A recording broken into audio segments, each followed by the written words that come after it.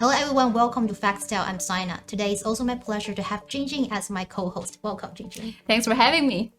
So, Jingjing, we know that on February 6th, a magnitude 7.8 earthquake struck Turkey-Syria border, and it was followed by a magnitude 6.7 aftershock.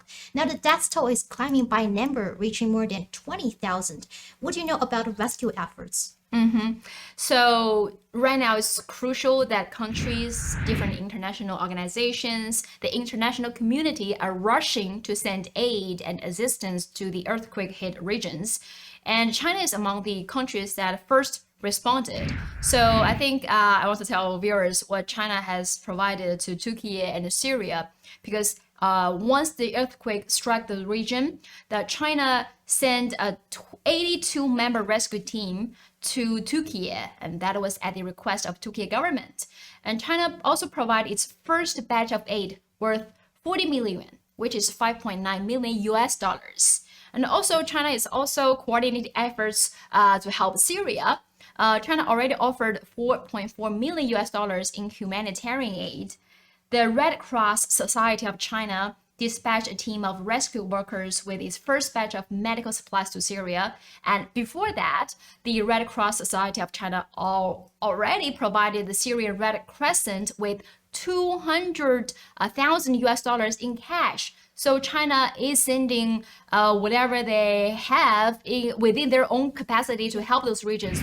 But we do know the story for Syria is a little bit complicated. Yeah, it is complex. But I think what you're talking about is exactly what the Syrian people in need right now. You know, money, equipment, manpower. They're in desperate need of all these things. But just like you said, the situation in Syria is complex, and it is not, quite optimistic right now. And this is what we're seeing right now. You can see people using their bare hands, using pickaxes, just doing their best to move the rubble to try to get to what they believe are their relatives still alive below the... People are getting more and more angry with the pace of rescue. This resident has been watching for the last 2 days. You're taking too long, he says. Let us dig ourselves. Words are sticking to my throat. Crying is no longer a remedy. We expect professional help. We expect to see a professional job. We are not professional. As you see, we are diving in the rubble completely blind. And today we're also joined by three guests. Mr. Stephen Sehuni, Syrian-American freelance journalist and chief editor of Mideast Discourse. Mr. Kevin El-Massia, political analyst of YouTube channel Syriana Analysis. Mr. Bradley Blankenship, Prague-based American journalist and a political analyst and freelance reporter. Welcome. So we know that Syria right now has endured a war more than a decade, which huge damage its infrastructure. And this is exactly what we're seeing right now. It also has severe economic sanctions. And its development was hampered by COVID-19, just as many countries were. We also saying that UN and many countries, they're actually asking the US and the Western countries to lift up the sanction because this is really hampering their, the international relief to arrive in Syria. But it's not happening right now. So what is your take on this, Mr. Stephen Sehuni? As you said, Syria has been going through 10 years of war, over 10, 12 years of war. Also, the Syria has hard sanctions on Syria, even as everything what you said is correctly. Had damaged by Corona, COVID-19, like any other country. And through all of that, the United States, they put sanctions. So through the war on Syria, they went into the east of Syria and they occupied the oil wells and gas that Syria uses to turn on electricity for hospitals, to use for fire trucks and ambulance and other infrastructure in Syria. And as you know, that fuel and oil and electricity, they are the mean of life, and they cause everything to be every human being needs it, and the Americans, they were stealing that. So the Syria was trying to import that, and at the same time, either they take the ships hostage or if Iraq from the land, they try to send it by caravans, they target it. So yeah, in COVID, Syria did not get any help, only from friends country like China, Russia, and other countries. Now this is a humanitarian crisis. Today we are talking in Aleppo by itself, 400,000 people who are homeless, lost their house. In Latakia, where I live, my city, 150,000 people also lost their houses. We are the casualties are day by day. Just a few minutes ago, the head of the health of Syria, the Syrian health ministry, announced that there is a shortage of medical equipment. People are dying in the hospitals, are injured because of there's no medical, and they cannot get any medical. As I said before, Syria is 12 years of war, so the medical system is very weak. Yeah, yes, certainly. Yeah, just like you mentioned, and that reminded me of one UN report which has pointed out that the experts said blocking payments and refusal of delivery by foreign producers and banks, coupled with sanction-induced limited foreign currency reserves, have caused serious shortages in medicines and specialized medical equipment, particularly for chronic and rare diseases. So, to some extent, Syrian people, they're much more vulnerable to natural disasters than people in other countries. So, I'm wondering, what are the other problems that are especially difficult right now, right here for your family and yourself, Mr. Sahuni? A huge problem in Syria also is the shortage of baby milk, and I am personally going through that problem. It takes me, I go every day hours around Latakia pharmacies, and I even call other cities from outside of Latakia, like Aleppo and other places, to find a box of milk for my own baby. So I don't know how but this is not weird on the American foreign policy. Yes, that's the severe situation we're seeing right now as well. So, Mr. Al-Masih, I know you are Syrian yourself. What is your thought on this? All the hardships and the specific troubles and problems that Syria is facing right now. What are your thoughts on this? Actually, it's a big humanitarian catastrophe in Syria. In 2017, Donald Trump went to Plan B, which is an economic warfare against the country, and imposed draconian sanctions on the country into extent that the people would be choked and the humanitarian and the livelihood conditions would be crumbled into extent that the people would revolt against the government and replace it with a pro-American government. So we have to know that this background, for 12 years, there were two types of warfare against the people. One is a military warfare, and then it's an economic warfare. And now we have a huge natural disaster that hit Syria. And after 4 days of huge campaigns on social media outlets, on traditional media outlets and mainstream media by Syrian activists, Syrian commentators, including Stephen, including myself, it seems that the United States wants to just suspend the unilateral coercive measures. We have to know these sanctions are illegal because they are not authorized by the United Nations.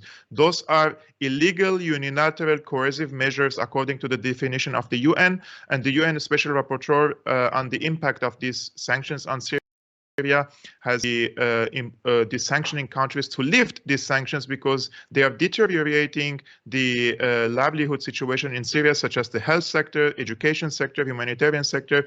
And now the United States comes and says, okay, I will suspend these sanctions for 180 days so we can allow the humanitarian aid to come into the country. And this proves our argument that we say that these sanctions affect and negatively affect the humanitarian assistance to Syria, when the United States was refusing to acknowledge this for more than 12 years now. Now they themselves lift it so that the humanitarian Syria, because the United States is coming after any company, any country, any individual who tries to get in any sort of aid into Syria, even if that is material, pharmaceutical material that is needed to produce cancer, for example, medicine in Syria. And it comes after these people, like a bulldog, bully them and threaten them to put them on a list of sanctions so that their bank accounts would be closed. They could not make any business. They could not do any transactions, etc., etc.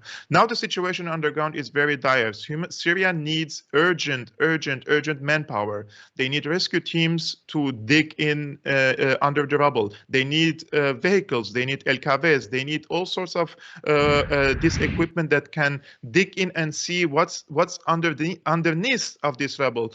Until today, hundreds of people are still under the rubble, and we don't know their whereabouts, if they are alive or they are dead. The chances are very little now after the fourth day for the people to survive in these freezing conditions under the rubble. And unfortunately, all this situation that happened in the past 12 years by the Western countries in Syria, it contributed into one thing: the misery and the devastation of the Syrian people. Therefore, the friends of Syria, they rushed to help the country, but that's not enough. It needs the entire international community, the so-called civilized world, to come and help Syria, and not only the friends of Syria. They should challenge these American sanctions, and they should send all sorts of aid. Syrian lives matter. Not something that I would like to say it in an emotional way. It's enough. 500,000 people died in Syria because of a stupid policy of the United States, and now we have to also sacrifice another probably 10 to 20,000 civilians because the United States doesn't want to send humanitarian aid in Syria. It's a shame for the international so-called community or this civilized world that they stop this delivery of the humanitarian aid. And let's see, after halting or suspension of these sanctions, what will happen, because like Stephen, I'm not really optimistic about it. I think the United States is just maneuvering, and they will not truly implement their own decision, which is suspension of these sanctions. I'm wondering, Mr. Blankenship, do you want to add something? Sure. You know, I think there's been a lot said, of course, by the other two guests. But one thing I would add is that when you look at statements by politicians, I think a lot of people tend to just overlook them or, you know, just glance through them. But there's a lot of important language, or there's at least a lot of important subtext in the way things are worded. And what I noticed about the way Western leaders talked about this crisis, they said, you know, like, we're going to help our ally Turkey, and we're going to give them all the supports and blah, blah, blah, you know, sending the list of things they're going to give, and we're going to help Syria. It's like just a little tag at the end mentioning it, as if Syria is just an afterthought, and as if its people don't matter as much as other people in the world. And of course, you can see that reflected in the policies of the United States. You know, the brutal war that Kevork mentioned, that for almost 12 years has been killing people, innocent people, tearing the country apart. Now the United States is stealing the oil wealth of the country, the main, you know, way that the country, you know, gets revenue, destroying the economy. And then when it loses this, to impose sanctions on these people, almost as if you just hate them, you know, like you just hate them for being Syrian, and you impose sanctions on them where the people can't even feed their babies. Like Stephen here can't even feed his own child, has trouble with that. And it's just evil. Mm-hmm. Thank you, Mr. Blankenship. So we seem to we've lost two other gentlemen, Stephen and Kevork. Let's re-engage them. Yeah, it's okay. Our producer is reconnecting with them. Yeah, let's. But you know, we've talked a lot about sanctions. Yeah, and I think it's what sanctions do is it has done horrible to the people there. But I think it's important we address the nature of sanctions. Because basically sanctions are weapons, are means for governments to achieve their foreign policy goals. Certainly. And this is one clip I wanted to show you guys. It is from White House spokesperson Ned Price, and that is exactly what he says when a journalist is asking him why not lifting up the sanction. So why not reach out to the Syrian government? They are in power. They're the ones that run these rescue operations or aid operations and so on. It would be a great gesture. Another gesture would be to sort of lift the sanctions that have basically, you know, suffocated Syria. Saeed, and I'm going to resist the temptation to go into your advocacy rather than questioning.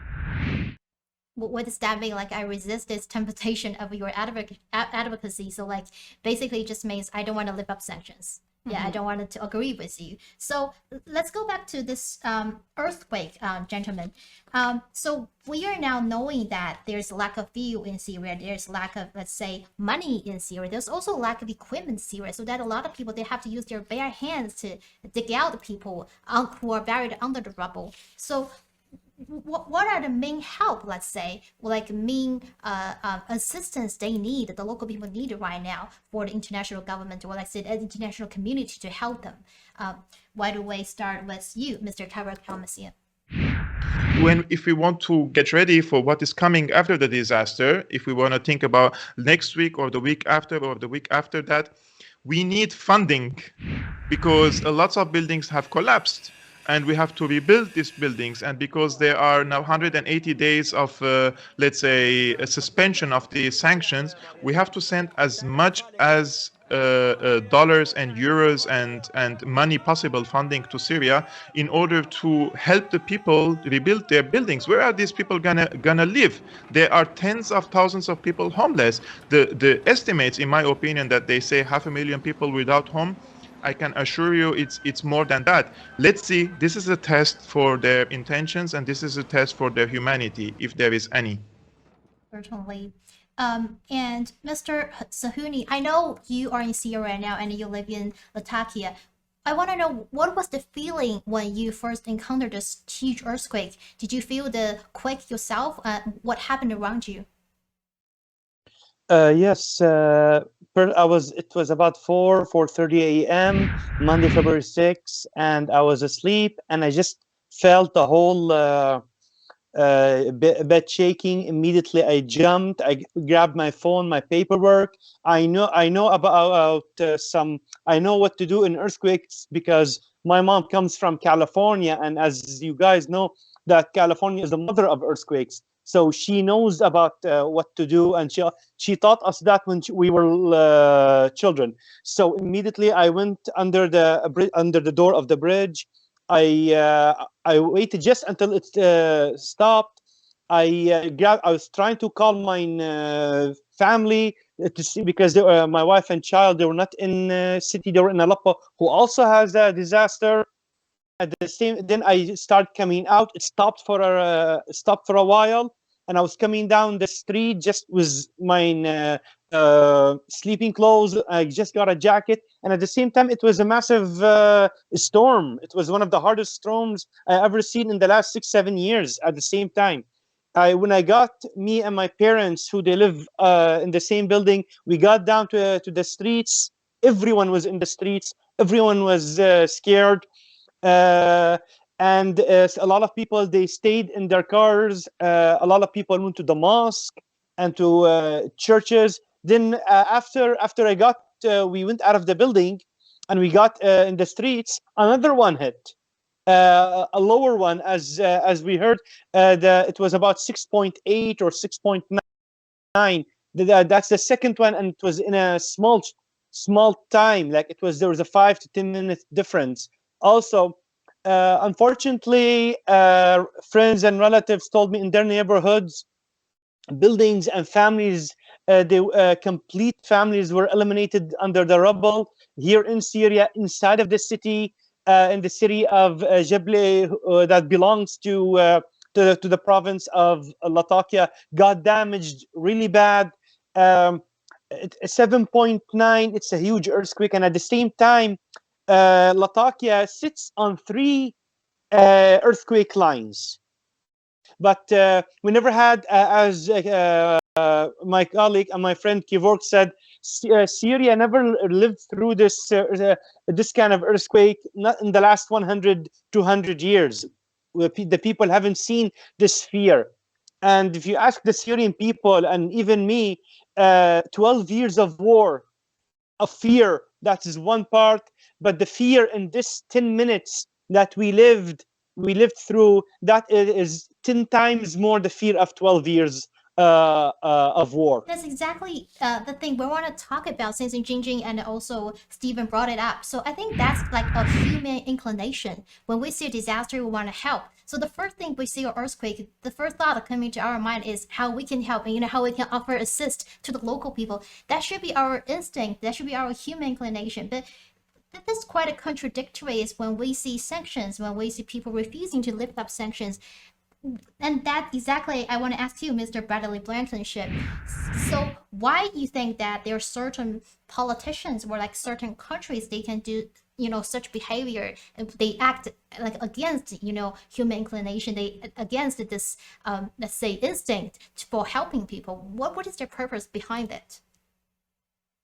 Well, first, I want to say that, I've met many Syrian people in my life, and I think that of the Syrian people that I met in my life, they are among the nicest, if not the nicest people I've ever come across in my entire life. They're so humble, giving, and, literally, I think, for example, my friend Izzat would give me the shirt off his back.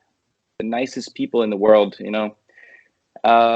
that the U.S. government can treat such people with such contempt and with such just fury is terrible. I think, like I said before, it's the U.S. government is just absolutely evil the way it behaves, and it's so contradictory, as you mentioned, to human nature. When we see people who are suffering, we have this kind of natural inclination, like we want to help, but the U.S. government isn't like that, and it's not because of individual politicians. It's not, like President Biden or Senate Majority Leader Chuck Schumer or Nancy Pelosi or now McCarthy, says, "Oh, I hate the Syrian people. I don't want to help them." I'm sure in their heart, like they feel like they're doing the right thing. Like, yeah, we're going to give it to USAID and somehow the help is going to get there. We're not going to deal with Bashar al-Assad himself because we don't like him and we think he's terrible. He's anti-democratic. He's butchering his own people, as they say. These claims are there.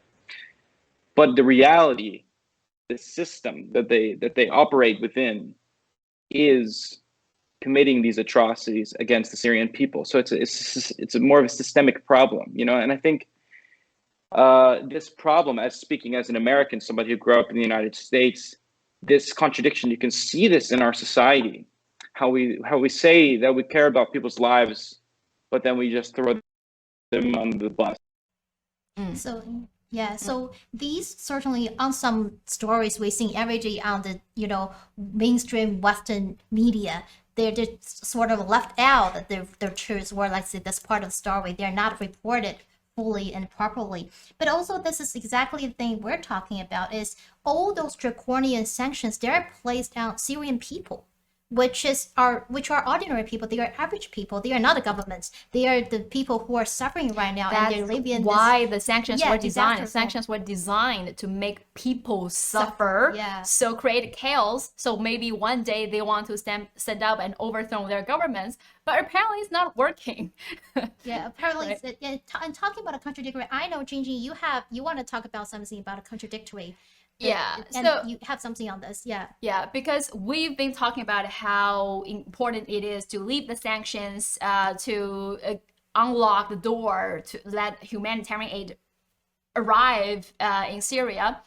But I think we've seen different opinions. I wonder what you guys feel. So maybe, for example, it's just before I show you other. Okay, maybe we can take a look at what the Joe Biden, U.S. president, said first. I look at his Twitter. Yeah, so I remember that his Twitter mentioned something about he is going to offer assistance to Kiev, and so he's going to offer this rescue team locally in Turkey.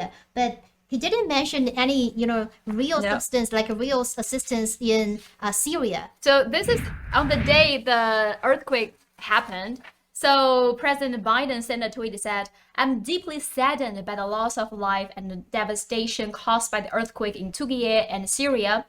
I have directed my team to continue to closely monitor the situation in coordination with Turkey and provide any and all needed assistance."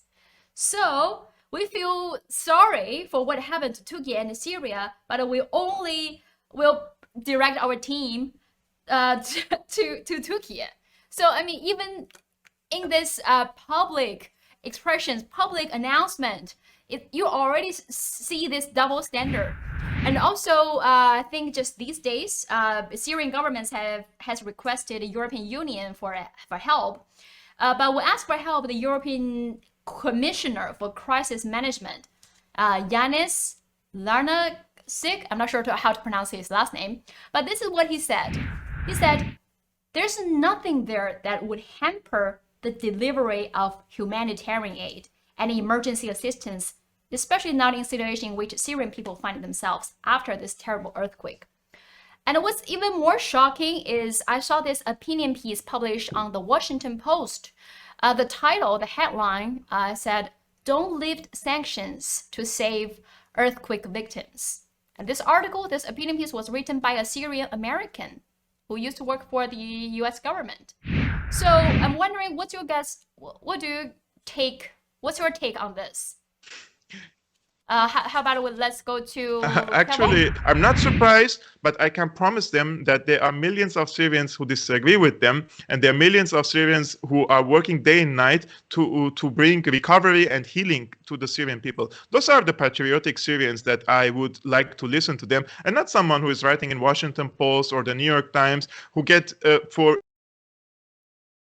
few $100 in order to give some statement that fits the narrative of the deep state in the United States. Any Syrian who works with the Americans, they don't have any credibility. And that is why these people are being pushed in the mainstream media as some sort of an expert when independent journalists and analysts and commentators like Stephen, like myself, we are demonized day and night, and they fight against us and they try to cancel us and deplatform us. But as much as they try, it's not going to work. We will always find a way to bring the voices of the silenced majority of the Syrians from Syria to the outside world, because these people in Syria are our also responsibility. We have to help them. This is our duty. This is how we see things in Syria. It's not a job, a career for me to go and make a podcast. No, it's a duty.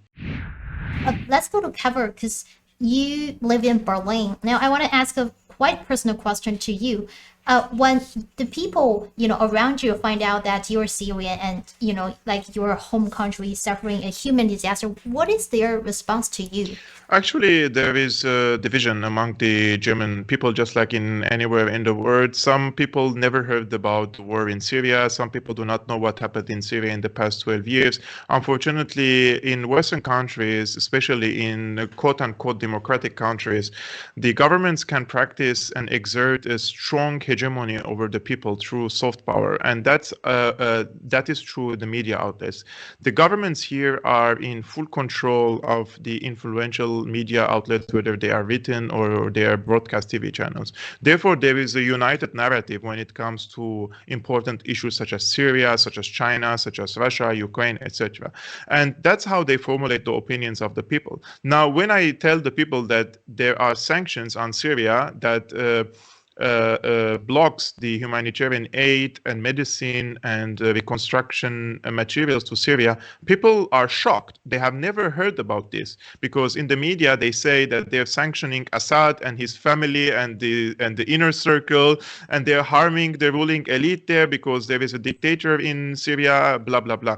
But facts on the ground speak volume, and we can see that all these sanctions aren't harming the government, but the ordinary people. So our mission here is to really enlighten the people on these difficult and very hard facts, and sometimes it's shocking for them, especially when you show them the evidence, you show them the document, you show them videos of what's happening in Syria, and they get confused, and because in their minds and in their hearts they're good people, and they say, why would our media lie?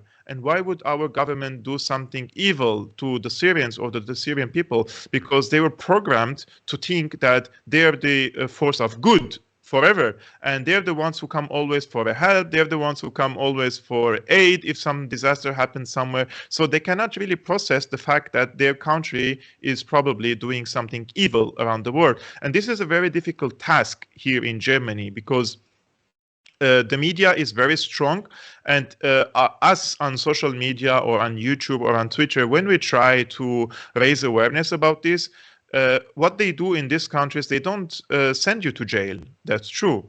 But they put you in an invisible economic prison after waging a brutal media campaign against you, and they commit a character assassination into extent that you will never be able to find a job, for example.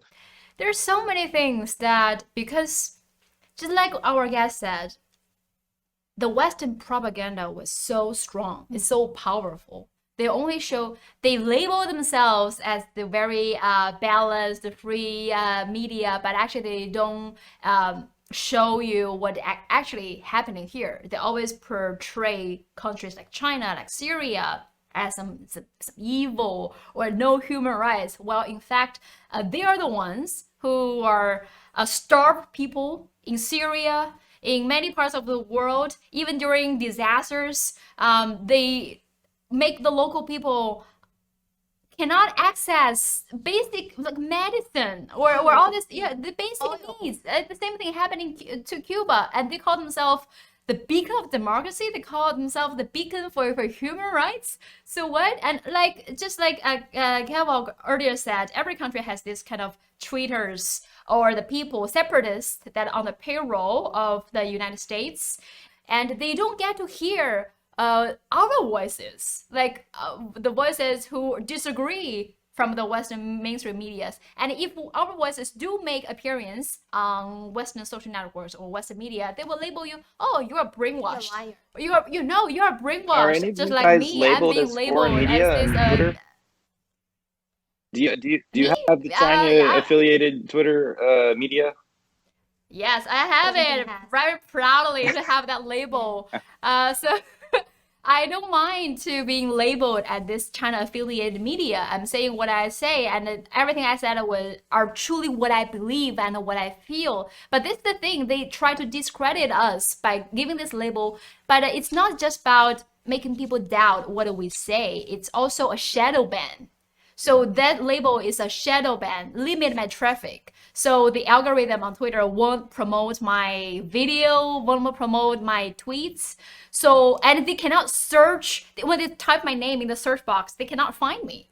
So only the people who followed me can see my posts. So this is their way to shadow, and they call themselves have the best freedom of speech. So It's they not don't allow freedom of the speech opinions at like all. ours to be promoted. Well, That's I don't know right. if you guys are aware of this, but I'm actually on the Ukrainian blacklist, like the U.S. government funded Oh, Ukraine list. Yeah, of I know. Okay. so-called speakers who speak in consonant with Russia. Well, the last time, when the original version of the list had like 27 people, and I was there next to Glenn Greenwald, who was, well, at least used to be a very prestigious journalist. And for me, actually, that was quite an honor. Now it's been updated. Now there's people like Tucker Carlson, who I'm not truly a fan of.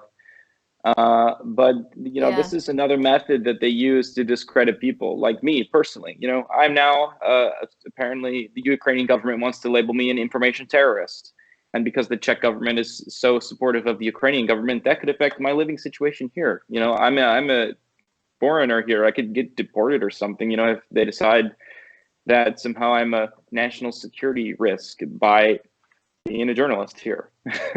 I actually had a mob come try to attack me at my flat right after the No way. military operation in Ukraine. Yeah, it happened here. Oh my I God. believe you. I totally believe you. And I Yes, believe yeah. even if you go to the police, they will not protect you. They will just try to find excuses for you. So let's on our ending mark. Let me read some of figures to you guys. So now the report of UN, it says about like 90% of Syria's population was currently living below the poverty line. And with more than half of the vital infrastructure either completely destroyed or severely damaged. Now, given the earthquake, because this report is about the Syrian war, it's about the draconian sanctions, but now given this Turkey-Syria border earthquake, more infrastructure has been completely destroyed, and more roads has been destroyed, and the condition got much, much, much worse. And for Kevork, what is your take on the reconstruction? Do you think that the reconstruction and also the impacts of the earthquake will be influenced by all these sanctions in the long term? Actually, if we check the report of the UN Special Rapporteur for the impact of the unilateral coercive measures on Syria, Professor Dr. Alena Duhan, she mentions this specifically, this case, the case of reconstruction. And after talking to a lot of the representatives for the Syrian civil society, factories, the people involved in the energy sector, we can see clearly that these sanctions have direct, we're not talking about as a, let's say, an indirect impact, no, direct impact on the reconstruction process in Syria, because there is a ban on importing any material that can be used in reconstruction, any reconstruction material. There is a ban on the energy sector, and there is a ban on the central bank of Syria. So without these sectors cooperating together in order to reconstruct Syria, we will turn around an empty circle in the country. It's a very risky business to do business with Syria nowadays, because there is a big bulldog in Washington coming after all these companies, individuals, and putting them on sanctions. Have direct negative impact on the reconstruction, and the humane thing is to lift these sanctions. But am I hopeful that the United States would do that? No. Yeah, that's certainly what we wanted to see, because we want to see Syria is rebuilt, and we want to see the people there live a happy, cozy, and safe life. All right, thank you guys for joining us today. Thank you for your inputs. And for those of you who are watching, if you have any questions, any comments, you can find us on Twitter, YouTube, Facebook, and here is my accounts. And that's it for today. If you like our show, please remember to click like and subscribe. This is Facts Tao. I'll see you guys next time. I'm signing out. Bye for now. Bye.